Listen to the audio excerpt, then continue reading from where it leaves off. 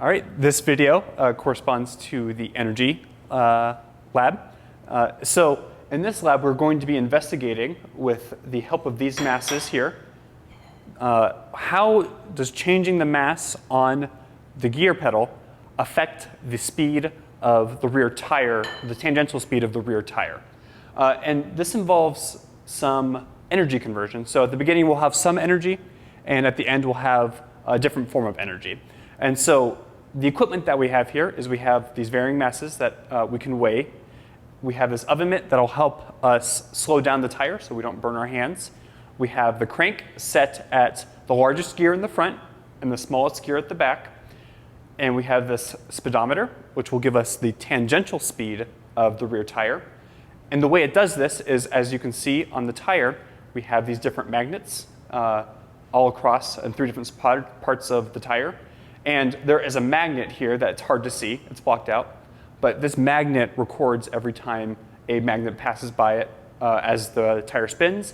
And this speedometer translates that as a tangential speed. Now, the speedometer will give us the maximum speed recording of the rear tire. And so at the end, when we drop our masses, we will get some maximum speed output from the rear tire. So in order to perform this experiment, there's a couple things that we need to keep in mind when we're setting it up.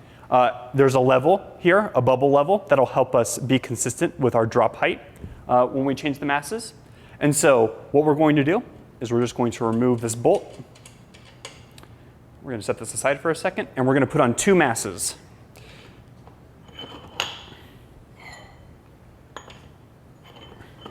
And for safety's sake, we're going to put this bolt back here so that nothing flies off. And we're going to hold it level. A little further down. And a little further down. There we go. All right.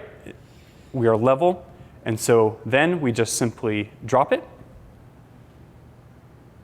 Pay attention to the motion of the discs at the end.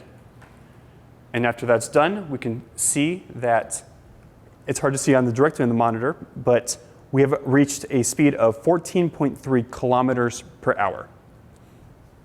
Now, we're going to give you the rest of the data for different masses, but the same procedure will be followed for each trial. And also, I would like to add that the same procedure will follow for all trials. And the masses are dropped from the same height. Yes. The height from this position to the table. Yes. And we will give you the length of this crank set as well.